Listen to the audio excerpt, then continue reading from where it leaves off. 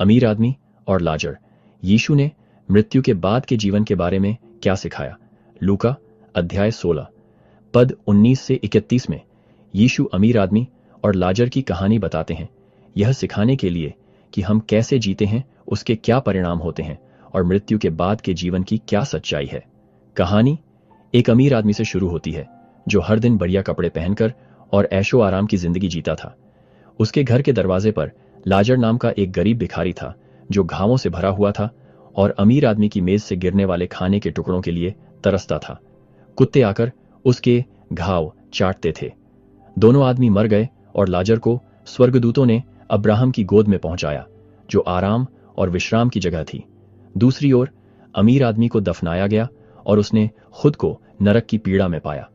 Abraham और लाजर को दूर से देखकर अमीर आदमी ने पुकारा, पिता अब्राहम, मुझ पर दया करो और लाजर को भेजो कि वह अपनी उंगली की नोक पानी में डुबोकर मेरी जीभ को ठंडा करे, क्योंकि मैं इस आग में तड़प रहा हूं। लेकिन अब्राहम ने उत्तर दिया, बेटे, याद रख कि अपने जीवन काल में तुम्हें अच्छी चीजें मिलीं, जबकि लाजर को बुरी चीजें मिलीं। लेकिन अब उसे यहां आराम मिल रहा है और तुम पीड़ा में हो। इसके अलावा हमारे और तुम्हारे बीच एक बड़ी खाई बना दी गई है, ताकि जो लोग यहां से तुम्हारे पास जाना चाहते हैं वे नहीं जा सकते और न ही कोई वहां से हमारे पास आ सकता है। फिर अमीर आदमी ने पूछा कि क्या अब्राहम लाजर को उसके 5 भाइयों को चेतावनी देने के लिए भेजेंगे ताकि वे भी उसी पीड़ा वाली जगह पर न पहुंचें? अब्राहम ने उत्तर दिया कि उनके पास सुनने के लिए धर्म ग्रंथ हैं, और यदि वे मूसा और नबियों की नहीं सुनते तो वे तब भी नहीं मानेंगे, चाहे कोई मरे हुओं में से जी उठे। यह कहानी मृत्यु के बाद के जीवन के बारे में कई महत्वपूर्ण सबक सिखाती है।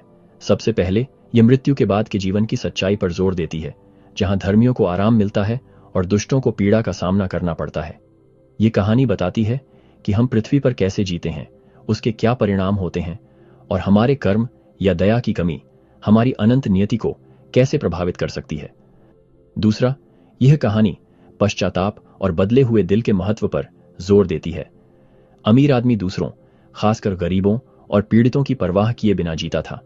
उसके स्वार्थ ने उसे ईश्वर से हमेशा के लिए अलग कर दिया। तीसरा, यीशु सिखाते हैं कि हम इस बात के लिए जिम्मेदार हैं कि हम सुसमाचार के संदेश और धर्म ग्रंथों पर कैसे प्रतिक्रिया देते हैं। अगर कोई मरे हुओं में से जी उठे तो भी उन लोगों के लिए परिणाम नहीं बदलेगा जो ईश्वर की शिक्षाओं को अस्वीकार करते हैं और दूसरों के प्रति प्रेम और करुणा नहीं दिखाते हैं।